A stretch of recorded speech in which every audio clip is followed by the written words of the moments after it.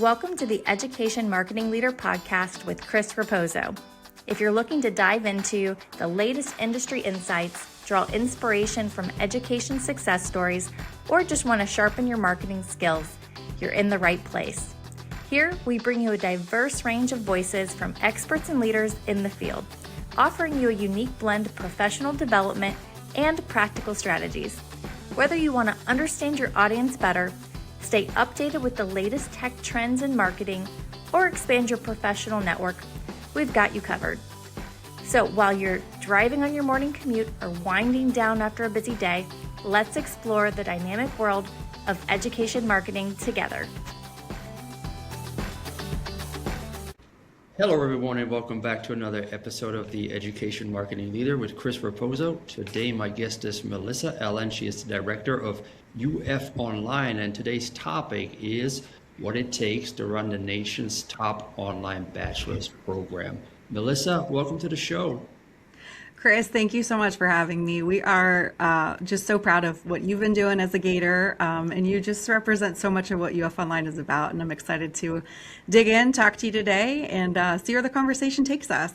It's going to be a great one. So a little bit of background. UF Online was just named #1 online bachelor's program for best for veterans and business by US News and World Report. And a lot of that success is because of Melissa and her team. And we're going to talk a little bit about what it takes to become a great online university with a great reputation as well. So you spent more than a decade helping build UF Online, from launching the UF Online Recruitment and Outreach Center and the UF Online One-Stop Student Services Center on the enrollment and student services side, to now stepping into the academic side of the university and leading the entire operation. It's pretty unique, and you have a pretty unique perspective because you've seen the full student journey up close. What did working directly in student support teach you that a lot of leaders in online education still miss? That's a great question, Chris. And I think for me, I every day I come into the office, every day I think about, what am I here to do today? It is always starting with the student. And it's probably, I look back on my career and my background. I started as an admissions officer, recruiter on the phone, talking to students every day, hundreds of calls, and hearing their stories and understanding, why are they looking for an online program? What are their goals? What are their challenges? What are the things that they're worried about? And for me, I think that knowing that that's where my career started is I always remember the why for me. So I think what I've learned along the way is that friction is never abstract. So I think sometimes leaders can talk about like the student experience at like a strategic level, but unless you've sat in those support environments and you've talked to students on the phone, and you can kind of really see and hear and experience the emotional side of a broken process or a disappointment, or just a student that was lost because something got dropped. I really think until you've been in that environment, you may not understand the impact that small things can have in big ways to online students that may never step foot on your campus. So a student oftentimes I've found isn't calling because a form is confusing. They're calling because they're busy, they're working full time, they're raising kids, they're serving in the military, and really trying to build their future through education. And that sometimes that one confusing step becomes the thing that just makes them really question, like, man, like if I can't figure this out, like how can I go to school? Like if I can't do this one thing, if I can't get through the application process, how am I going to get through like my first semester? So I think for me, the calling, it really for me is just looking at, our job isn't really just to like design systems or design content, but that our job, if we do this right, can be about actually building confidence for our students at every step along the way, to help them understand that they do belong here. And that also students are incredibly motivated. When I think back on their goals and what they're doing, is that they are committed to the process. They're not always looking for something easier or watered down. In fact, I think that's why a lot of students do choose University of Florida in our online program, is because it is going to be that degree that they're proud to put on their wall, right? And that perspective really has shaped how I've led. I still do ask very operational questions. Where are students getting stuck? Where are we creating anxiety? Where are barriers, whether they're real or perceived barriers? And like, where are we unintentionally possibly making people feel alone in the process? And how can we come alongside them? But like I said, online education is not about delivering content. It's really about designing confidence for students and making sure online students know it's not just that you can do this but that you're welcome and you're invited along the journey. Yeah, if you have these friction points, you have to also keep in mind what it took for that person to do the initial step to apply for your university and then get into that enrollment funnel.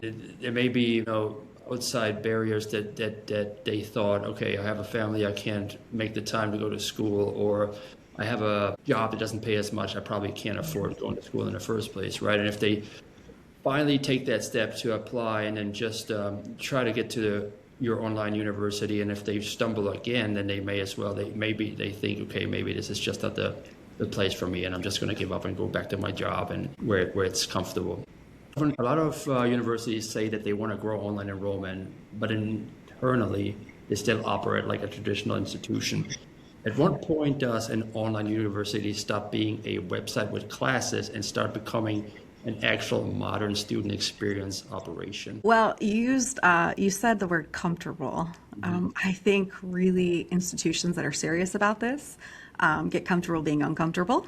But I think what ends up happening is that when institutions can stop really organizing themselves around departments and, kind of the structure of the institution, and really can start organizing themselves and the work around the student journey, I think that that's really where you start to see really it's just a totally different, I think, perspective in the work. Is that I think true with like the One Stop, for instance, when we launched the UF Online One Stop, that was an initiative of cross-functional work of financial aid, registrar, bursar, admissions, and at the end of the day, we weren't looking at, well, who does what behind the scenes, as opposed to, okay, what is the student experience? The student doesn't need to be transferred 4 times to 4 different departments. The goal was to cross-train staff here at the university to say, how can we cross-train folks so that they can serve a student as much as possible in the best way, in a centralized, convenient manner? So when you stop thinking about, well, that's their job, and say, but how does this impact, if I knew how to do that, how could I serve the student better and make it truly student-centered? I think that's a turning point, Chris. I really do. But, I have found, and maybe it's because I'm a first-gen student myself, where I was having, in college, trying to have to figure out, it almost seemed like there was like a hidden curriculum of sorts where you had to like figure it out. Like, here's our systems, like, go figure it out. Right. But I think the institutions that are really doing a great job in the online space and leading this space are, I remember I've heard it called the blue dot experiences. And Chris, I'm sure many of us, we have iPhones, right? Where you open up your map, and on, whether it's Google Maps or just on your maps, there's a blue dot, and that blue dot represents who? You, right? Mm-hmm. And as you move, the environment around you adapts to what you're doing. Mm-hmm. And I think that's the goal, is to create these blue dot experiences for students to say, we are adapting to where you are in your journey. Hey, you're going, and we stopped. Okay, you need to take a semester off. Okay, what does support look like to you in that way? So I think that's it. It's saying, we understand your life. We've designed the experience for you to be successful in. And I think that changes everything, Chris. I really do. Hey everyone, I hope you're enjoying the episode so far. Quick break to tell you about my new book that I co-authored with Rob Clark called The Attention Gap: Why Great Schools Stay Invisible and How to Fix It.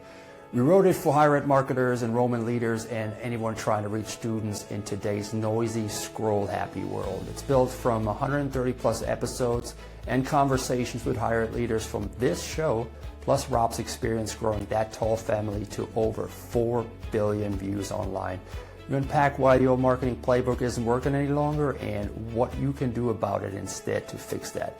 If your team is serious about closing the gap between great programs and real visibility online, this book is for you. Grab your copy of The Attention Gap today on Amazon. And now, back to the episode. For transparency to people that may not know, I went to UF Online as a student. I graduated from there. And what I really liked Go Gators! What I really liked about this was the flexibility, but with deadlines, right? So you had a week of completing your assignments. It wasn't like, hey, get them done whenever you want to get them done, right? Because that leads to people just not going to get it done at all. So there was always this little bit of a pressure, like, okay, I'm in week 2. I have these certain assignments. I have these comments that I have to leave on the discussion board. If I don't, I'm going to get dinged for that. So I think that's also very important. Yes, flexibility is at the utmost important, especially for adult learners, but there should be a little bit of a nudge as well to push them forward and make them feel a little bit uncomfortable, which I appreciated as somebody with high career aspirations. And that is another thing when it comes to career readiness, right? Because people, they don't stay at the university for the rest of their lives. They need to get out. They want to get out and get a job and grow in their career. And if you don't have these little pushes from your professors and from the institution at large, when you get into the real world and get a job where there are these deadlines, you may have a rude awakening there. So I always thought UF Online prepared the student for the real world. So really Yeah. And Chris, it's just interesting as we talk about like a blue dot experience is like you're on a map and you're trying to get from point A to point B. Like, what's your destination? Like, your destination isn't graduation. Your destination is far beyond that and what your goals are. But the idea is, do you have someone to help navigate the map with you? And I think that's where the support systems and wraparound resources that you provide to online students make all the big difference in the world, from academic advising to career resource or connection center, right? It doesn't stop at graduation. That's not the final destination. An important milestone, but not the final destination. For sure. It's like the best archers in the world. They don't aim for the target, they aim beyond the target. Love that. UF Online serves working adults, parents, transfer students, veterans, and career pivoters. Those audiences don't have the patience for friction. We talked about friction a lot already, but what are some of the things your team has intentionally simplified because you realized students were silently dropping off? I like that you said silently dropping off, because students rarely announce when they're disengaging, right? Like, hey, I'm going to leave now. Most of the time they just disappear quietly. My team and I, we spend a lot of time looking for where's that invisible friction. I remember when I came to UF, one of the first things I remember, I looked at the website at the time and just looking at some of the language and the vernacular that was being used that felt very, it felt foreign to me. I didn't go to a public state university here. And at the end of the day, I was looking at kind of the way prerequisites were talked about, and even just like the Common Core numbering system is looking at, are we, whether it's for an out-of-state student or whether it's an in-state student, are we talking in the language that a student would understand, right? And are we helping guide them to help them even understand what is the first step in the process? We've really worked hard, I think, to simplify decision making for students, clearer messaging, I think better timing, that's a big one, and more coordinated outreach. So for instance, I think it's one thing to be able to say like, hey, this information matters. It's another thing to say this information matters this week, and here's why. Giving students just-in-time information on where they are in their journey, I think is really crucial, because, we're not, again, sending them, oh, it's on the website. That's like the instructor saying, oh, it's in the syllabus, right? Yes, the information's there, but sometimes that information is going to be really helpful, and it's our job, I believe it's the institution's job to help an online student understand not just that the information exists, but that it matters when it matters. So I think too, Chris, like just even like culturally, I focus a lot on intention and focus. We can't chase 50 different priorities at once. I talk constantly with our team kind of about, in fact, it's actually one of my favorite practices. Every single Friday, we have something we call weekly wins, where we talk about what are the things that, how many times do you leave the office, Chris, on a Friday and you think about the things you didn't get to, the things Right. that await you on Monday? And one of the things that we've really started to do is focusing on what are the things that did go well. Because I believe when you look for the things that are going right, you find the things that are going right. And when you look for the things that could be improved, you're going to find the bad that could be improved.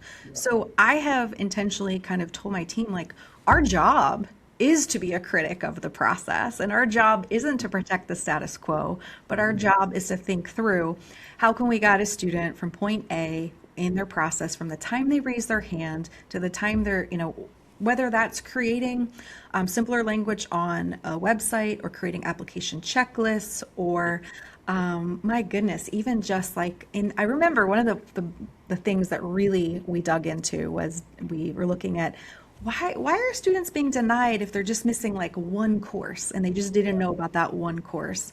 So we ended up using in like our application, we ended up, as students chose a major from a drop-down menu, which major they were wanting to transfer to, a pop-up. We had a pop-up come up and say, hey, are you aware that if you're a transfer student for this major, these are the prerequisite courses that you need to take? Now, yes, that information did live also on the website, but what if they didn't see it or if they didn't know it applied to them or they made an assumption, right? So by putting that information literally at their fingertips, right, pop up in front of them proactively, it's all about being proactive instead of reactive. That would be probably my shortest answer, is thinking through proactive. What do we need to do for the student? I remember that process because when I applied for UF Online as a transfer student from Hillsborough Community College, there were two courses that I intentionally did not take, which was statistics. I was going to say, let me guess, statistics. And when I applied to UF Online, there were the prerequisites, and I was like, maybe they won't notice. Of course, I got the email, and it's like, congratulations, you were accepted to the University of Florida Online, but you'll have to finish these two courses. Yeah. I'm like, gosh, okay. Oh. So I took them, like, I think it was a spring semester. And I graduated but this is the cool thing, right?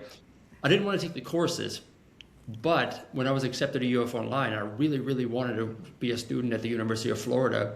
Yeah. I was hungry enough to apply myself at these two courses to take them, get them over with, and then go to my dream school.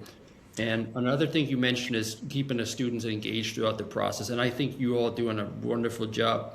Not just keeping the students engaged, but keeping the alumni engaged as well, because once again, you quietly drift away as an alumni, right? You just may never think about your school again after you graduate, but the way you always reach out to students and ask them to share their success stories that you share during the Breakfast of Champions on the video of all these folks right before I went on stage. Now, I got to tell you, when I listened to this video, I had to I'm leaning in, Chris. This is going to be good.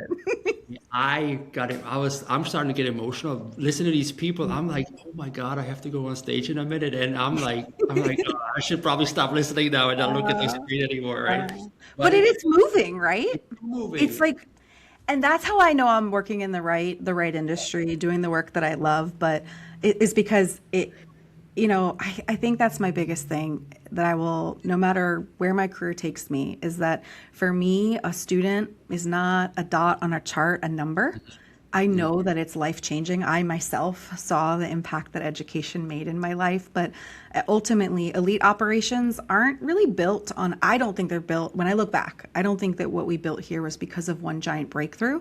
I think it was through thousands of small moments of consistency. Absolutely. No, I really love that. I loved it about UF Online, and I just appreciate you all doing it because, it's easier not to ask students to do that and just focus on the current ones, but the alumni are just as important for social proof. But you are going to tell our student, you are going to tell our story better than we ever could. And you should, because that's what the people are looking for, because that's what I did. I want to see the success stories. I want to see when I applied as somebody who went through this institution actually going to come out better than they were before. And, I believed it, and it happened to me, and I evangelized it ever since. I always say, I'm the suit. They don't want the answer from the suit. They want the answer from their peer, someone who's done it. And it's the social proof you've talked about. Absolutely. So another thing, I mean, like you mentioned before, I usually engage with your LinkedIn posts on UF Online. And one thing that stands out to me as a marketer is the consistency. You know, the brand experience, the communication, the support system all feels aligned. You know, how much of that comes down to the systems and standard operating procedures versus just having talented people on your team?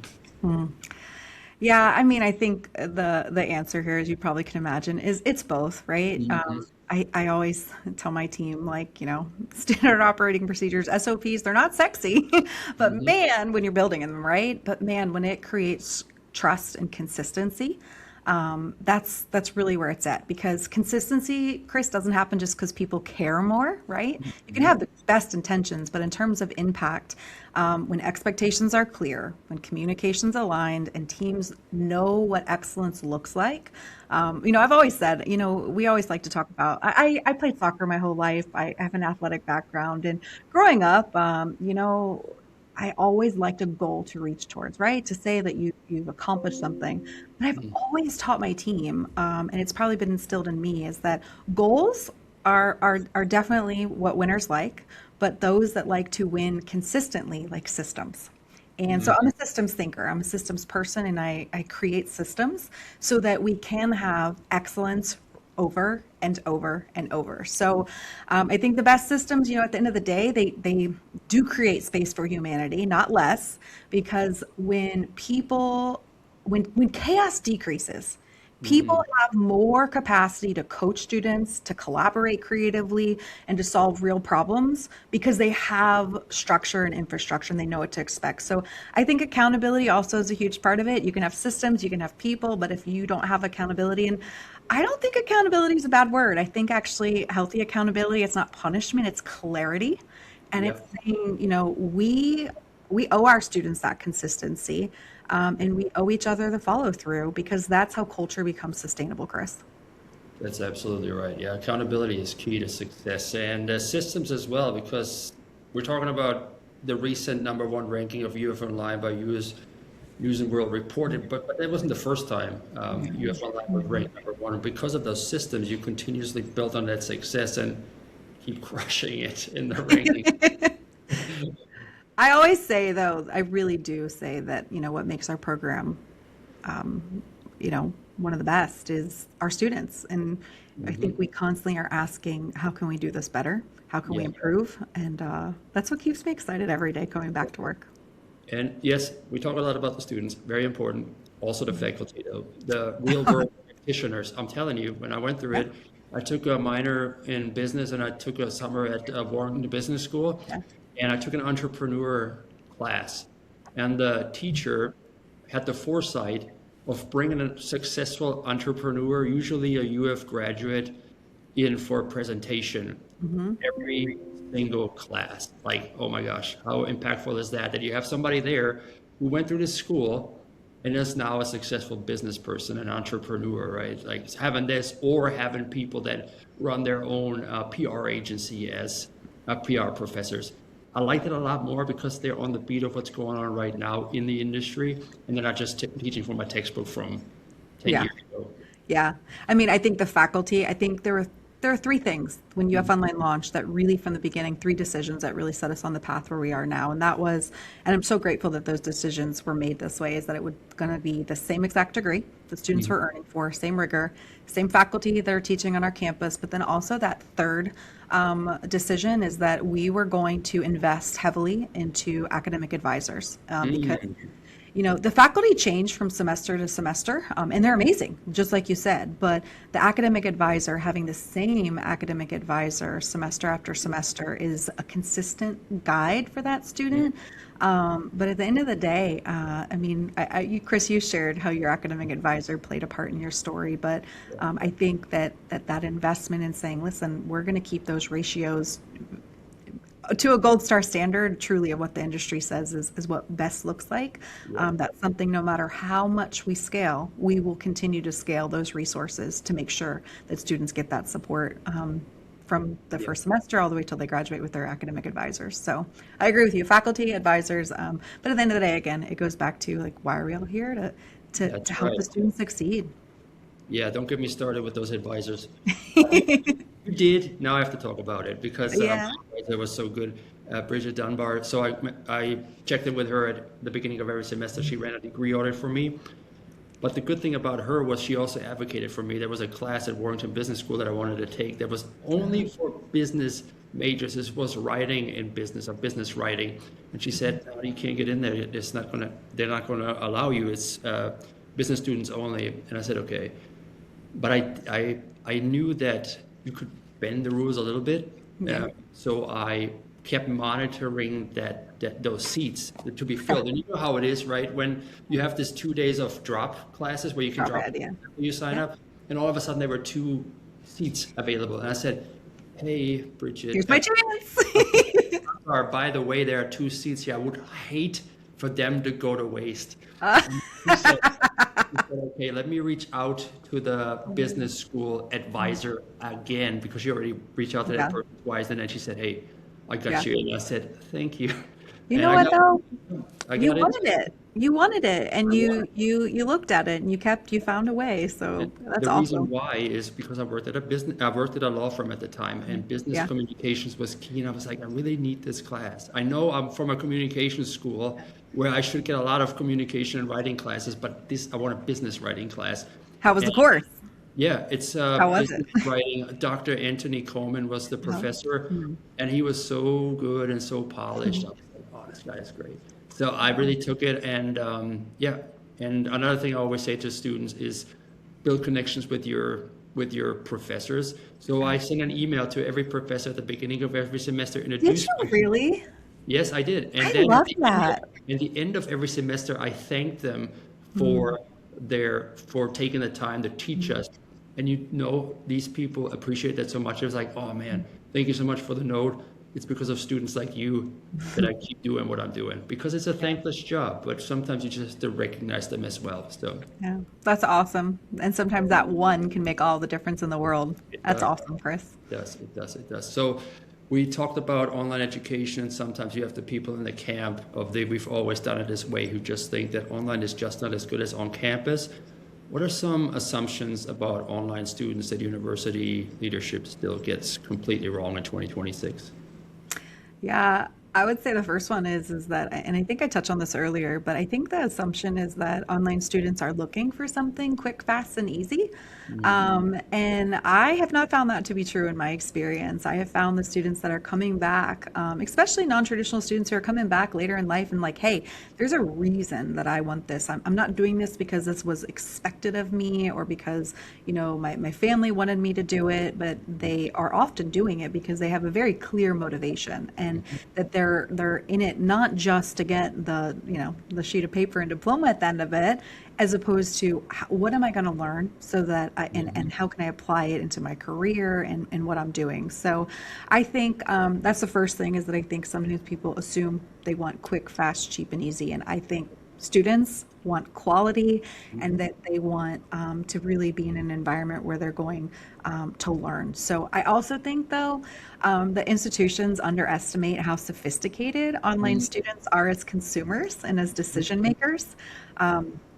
You know, people like to think like, oh, let's talk about like the funnel and the student journey, right? It's like, well, the student journey doesn't start, at the request for information stage.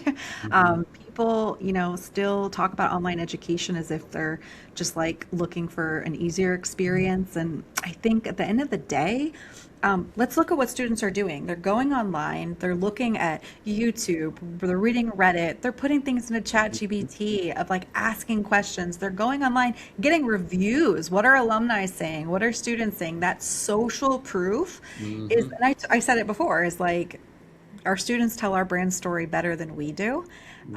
So I love when students go and read about what other students have to say about our program, because they're hearing good things and they're like, hey, okay, this has some legs to it. Let me see if I could make this work for me. So I think students really research differently. I think that's what really the point that I'm getting at. And that I think there was a day where students could trust everything institutions said, but I think consumers, I mean, I look at my kids now and like I have one who just graduated kindergarten and I have one who's about to graduate with his AA. So I'm all over the map, but I look at how they engage with technology and they research things before they make decisions. And it's not just what we're putting out there about what we want them to know about us, as opposed to them really seeking out information from multiple sources, triangulating that. And I think that students are really good at detecting like performative marketing. It's kind of like, okay, and they tune it out. So a lot of noise, but I think that's why authenticity matters. And we should be highlighting the students and our alumni and what the experience is. You shouldn't be afraid to hear what those in your program say about you. Absolutely. And yes, like you mentioned Reddit, social media, YouTube, the discovery does no longer starts on the website. This is where the verification happens, right? Does everything I learned about this school, does this actually apply or be communicated on the website as well? I always say trust and verify, right? Absolutely. Verify that. Sometimes for students, it's almost verify and then trust.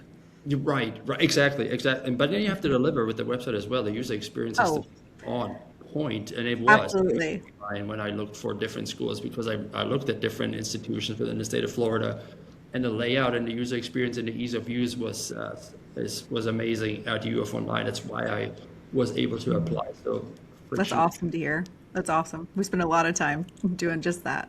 I'm sure. So you've clearly grown as a leader while UF Online has grown nationally. What leadership lessons only became obvious after operating at this scale? That's a good question. I really do think, Chris, that online, if I could say anything, online education is not a product, and it's definitely not like a side hustle, like a side project. If institutions are wanting to get into that space, or if they're wanting, to grow their program, is that I really do think when you look at this at scale and you look at what's required to support the student, this isn't a product or a project, it's a promise. It's a promise of access and a promise of saying we're committed to it. I think, though, at the end of the day, the leadership lessons I've learned through this is I've learned a lot about courage, and that is that, I think there's two types of people. There's types of people who look at something and see, a 98%, that's great. I probably, as like a transformative leader, I really do think online education, you have to look at it through a lens of transformative change. Because when you look at the history ingrained in the institution, you are really pushing up against status quo constantly. And Chris, like, there have been days where, you feel like you're on the leading edge, and then there are days that you feel like you're on the bleeding edge, where you're just like, what are we doing? Like, okay, this is, okay. And oftentimes when I hear no, I hear not yet. And I try to understand, why is it a not yet? What is it? But there are, some cultural things that really, are just baked in, that you have to say, okay, let's start talking about. I believe that when I go into meetings, or whether I'm starting an initiative, my thought is not like, yes, I am here to represent a UF Online student, but I also represent access as a whole. And if you can get people, even if we philosophically don't agree about things, if you can get people focused on a shared mission of excellence and access, those are two things that I've found here at University of Florida are two things people can come together on. And when you can keep that mission in mind, you can start to take steps in the same direction. And it's been fun. Has it been challenging? Absolutely. Has it been rewarding? Absolutely. But I think at the end of the day, whether my team likes it or not, I'm the person who, even when I see something that's 98% good, my conversations are going to focus on, but what about that 2%? What about the 2% change of how we could optimize? And for some, yeah, maybe, and I try to do a good job of always saying, hey, this is great, really great, but how could we make it greater? And I think that's what I love here at UF, is there is a culture of a commitment to excellence and a commitment to keep going. So I think at scale, I've learned You have to be willing to, number one, you got to be authentic. People connect with people, and you've got to be real to have the conversations to get to the shared mission part. There's a culture of excellence because there's a tradition of excellence at the University of Florida. Melissa, wonderful episode. So thank you so much for joining. How can people connect with you after this? Sure, I would love that. I always love connecting, learning with people. I think LinkedIn is probably the best way to find me there. I know, Chris, that's how you and I have really gotten to just connect and exchange ideas. But yeah, I would love to hear from folks, and I would just tell you I really appreciate you having me on today, and we're just so proud of everything you've done as our alumni.